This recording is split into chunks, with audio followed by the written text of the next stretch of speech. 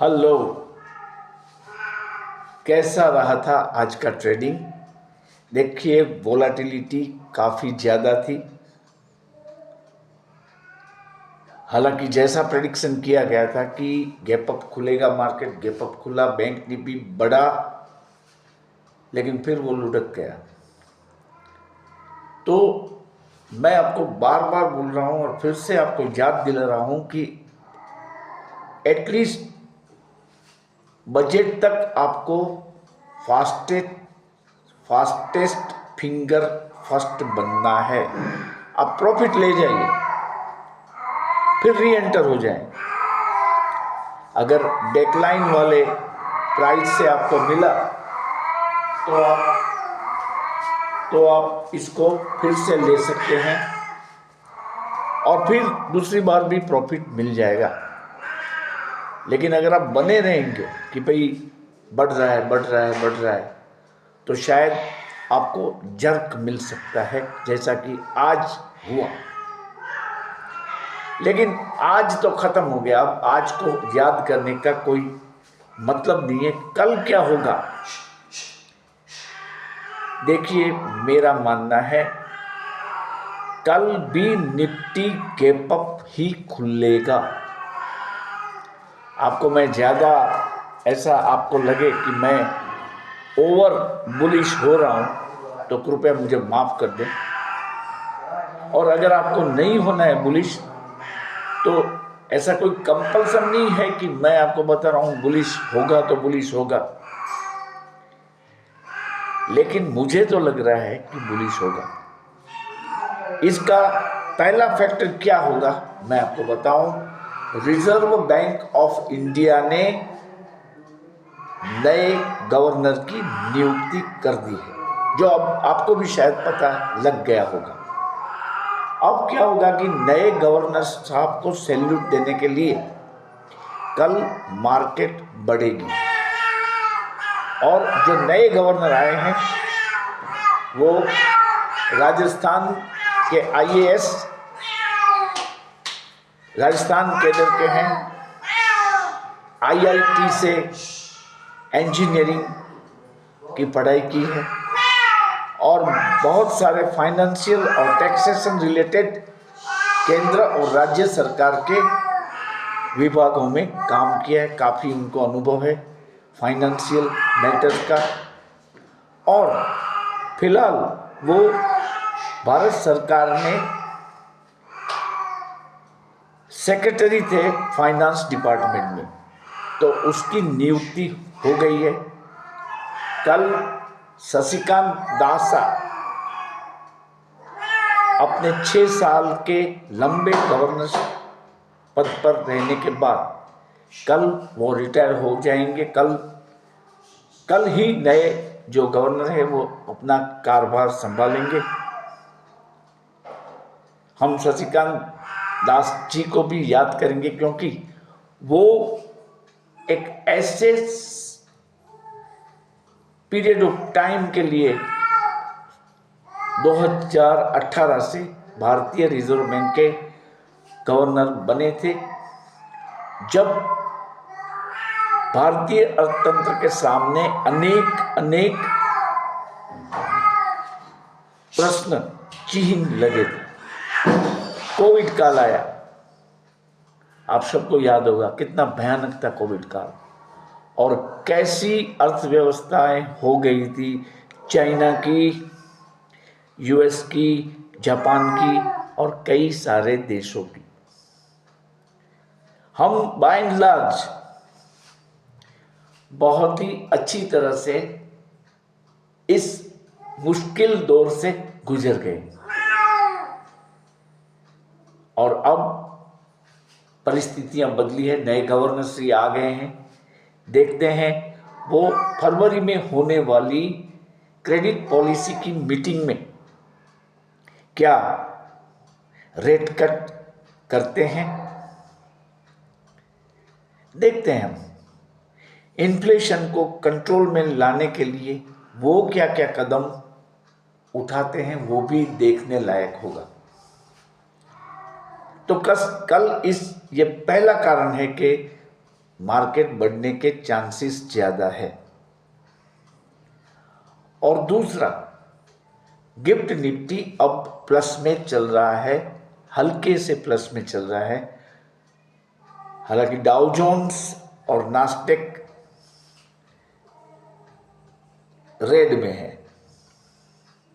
तो ये क्या दर्शाता है? तो देखिए, कल 10 तारीख है, फिर 11 है। तो आवर मार्केट्स जो है, our stock markets, they are waiting for 12th of December 2024। इस दिन मतलब हम कहें आज 9 तारीख थी, कल 10 है ट्यूसडे, फिर वेडनेसडे और फिर थर्सडे के लिए वेट कर रही है, जब यूएस के डेटा और हमारे इन्फ्लेशन के डेटा सामने आएंगे। और मेरा मानना है ये डेटा बहुत कुछ हद तक इम्प्रूव हो चुके हैं, तो इसका इम्पैक्ट मार्केट पे पॉजिटिव रहेगा। और तीसरा फैक्टर है festive scenario round the globe. हर जगह पे फेस्टिव सिनारियो है। 21 तारीख से आप जानते हैं छुट्टियों का दौर शुरू हो जाएगा, वॉल्यूम कम हो जाएंगे। तो इसी कारण के चलते मार्केट में वोलेटिलिटी ज़्यादा रहती है। आपके प्रीमियम भी जल्दी जल्दी गलेंगे, तो कृपया आप कॉल पुट में ध्यान रखें और ओवर ट्रेडिंग को अवॉइड करें। अब मैं आपको बताऊं कि कल क्या करना है। देखिए, कल जैसा कि मैंने बताया मार्केट बढ़ सकती है। तो जिन लोगों ने 24,600 का निफ्टी का कॉल लिया है और प्रॉफिट बुक नहीं कर पाए, वो कल एवरेज कर लें 24,600 के निफ्टी के कॉल को। और इसके बाद जिन्होंने सेल करके प्रॉफिट बुक कर लिया है, उनको फिर से 24,600 का कॉल लेना है। लेकिन मार्केट को देखते देखते लेना है। अगर मार्केट गैप अप खुल जाती है, बहुत ज़्यादा गैप हो जाता है और 24,650 के ऊपर मार्केट चली जाती है, तो थोड़ा सा रुकना है। अगर हो पाए और मार्केट गिरे तो आप 24,570 या 24,600 के बीच में ही ये कॉल खरीदेंगे तो अच्छा रहेगा। इधर तक आपको देखना है। और बैंक निफ्टी में देखिए, बैंक निफ्टी में काफ़ी जगह है। मैं आपको बताऊं कि बैंक निफ्टी कल बढ़ने वाला है, बढ़ेगा। आज लास्ट में वो डाउन हुआ है, लेकिन कल वो बढ़ेगा। इसका रीज़न क्या है? तो देखिए, सिंपल है।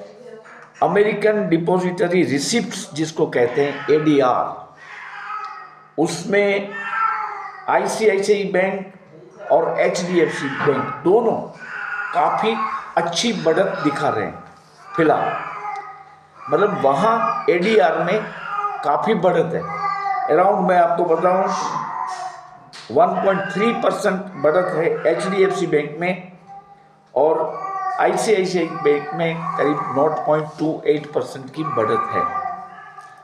तो आपको कल अगर ये दो शेयर ICICI बैंक और बैंक निफ्टी में अच्छा चलता है, ICICI बैंक और HDFC बैंक, तो डेफिनेटली बैंक निफ्टी को ऊपर जाना ही जाना है।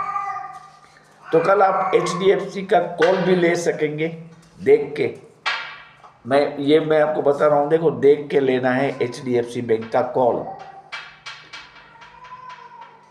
ऐसे पलक झपक कर नहीं लेना है। लेकिन ये दो शेयरों के कारण कल बैंक निफ्टी में मुझे बढ़त दिख रही है। मैं मानता हूँ बैंक निफ्टी कल बढ़ेगा। और उसमें